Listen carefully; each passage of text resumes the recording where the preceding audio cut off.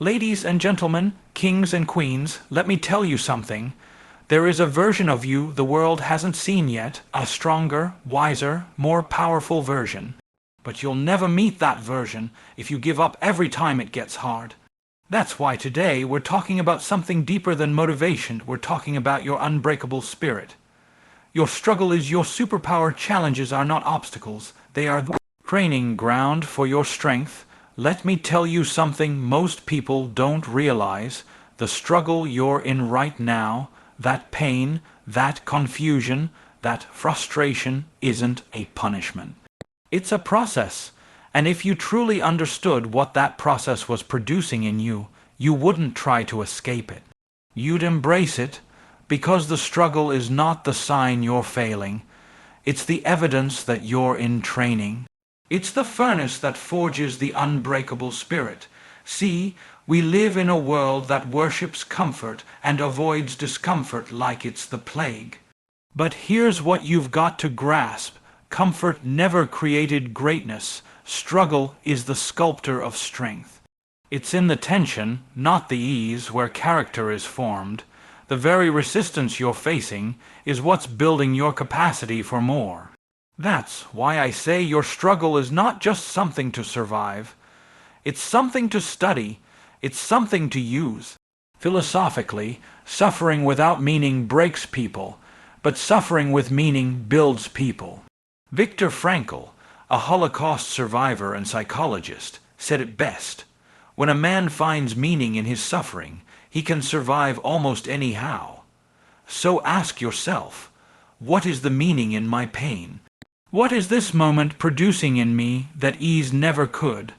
Psychologically, what we call struggle is often the stretching of the self toward a higher potential.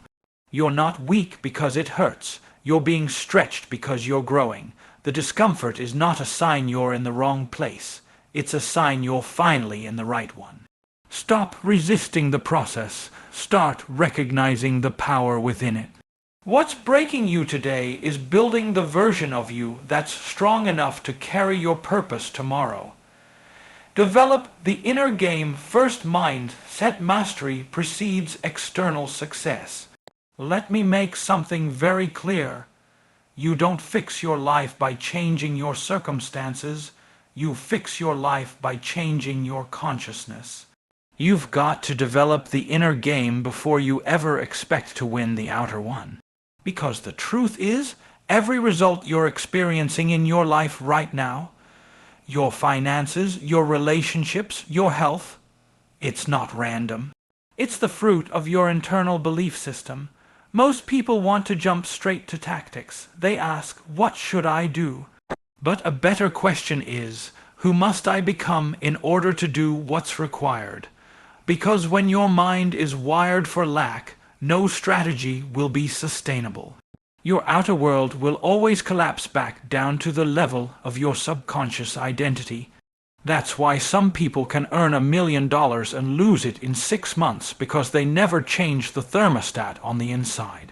Psychologically, this is called the self-image. Philosophically, it's the principle of congruence. Your actions will always align with your dominant thoughts about who you are. If you see yourself as someone who tries, you'll always fall short. But when you become someone who executes with certainty, commitment follows naturally. And here's the kicker. This isn't about faking confidence. It's about cultivating clarity. You've got to reprogram your mind through repetition, exposure, and alignment with your purpose. You must decide to be the architect of your beliefs, not a prisoner to them. You don't attract what you want. You attract what you are. So if you want more out of life, stop looking outside for answers and start upgrading the operating system within. The world can't give you what your mind won't allow you to receive. You can't outperform your identity. Personal development begins with changing how you see yourself. One of the greatest truths you'll ever learn is this: you will never rise higher than your self-concept. You can hustle, you can read all the books. You can network, grind, post, pitch. But if deep down you still see yourself as small, unworthy, or average, you will unconsciously sabotage every breakthrough. You cannot outperform the identity you've accepted as your truth. Most people are stuck, not because of lack of opportunity, but because of a broken internal narrative. They say things like, "I'm just not that kind of person," or "that's not for people like me," and they don't even realize those phrases are mental prisons. They've accepted an identity that was given to them by their past, their parents, their failures, or their environment, and they carry it like a badge. But let me tell you, what you tolerate in your identity, you will recreate in your reality. Philosophically, identity is the root from which all behavior grows. If the root is fear, doubt, and shame, you'll produce actions that protect, hide, and retreat. But if the root is power, purpose, and worth, your actions become bold, strategic, and growth-oriented. Psychologically, this is identity-based transformation, not trying to do something different, but choosing to become someone different. And here's the good news: identity is not fixed, it's forged. You can reframe who you are by aligning with who you're called to be, not who you used to be. Identity isn't what happened to you. Identity is what you decide from this point forward.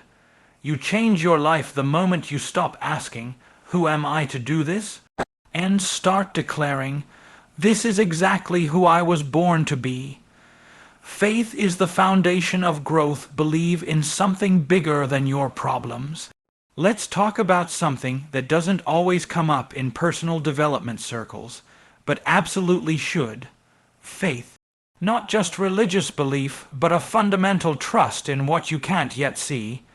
Because here's the truth: no one builds anything great by sight alone. You don't need faith when you have certainty. You need faith when there's resistance, when you're in the dark, when the vision is clear but the path is foggy. Faith is what allows you to move even when you don't have all the evidence. It's the internal knowing that the gap between where you are and where you're going isn't a void. It's a bridge you're being called to build with every step you take.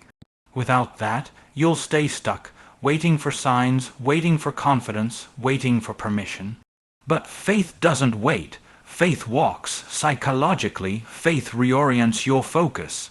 It shifts you from fear-based thinking, "What if this goes wrong?" into purpose-based vision. "What if this is exactly what I need to become who I'm called to be?" When you start operating from that place, you stop reacting to life and start creating it. Philosophically, it's the essence of becoming, the belief that potential isn't static, it's spiritual. You were created with more in you than your current reality reflects, and faith is what activates that potential. But let's be honest, faith without work is fantasy. You can't just believe passively. You have to move proactively. That's where the unbreakable spirit kicks in. When belief meets disciplined action, day after day, especially when it's hard. So if you're in a season where nothing makes sense, don't curse it. Lean in, trust the process, trust the source. Faith isn't what you use to escape the fire.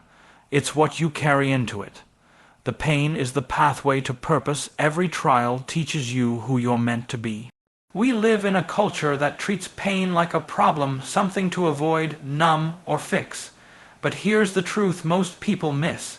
Pain is not your enemy. It's your instructor. Every purpose worth pursuing comes with a price. And pain is often the currency you pay to grow into the person who can carry that purpose with integrity, resilience, and depth. Look back on your life. The moments that shaped you most, the ones that taught you who you really are, weren't the comfortable ones. They were the ones that pushed you, broke you, humbled you.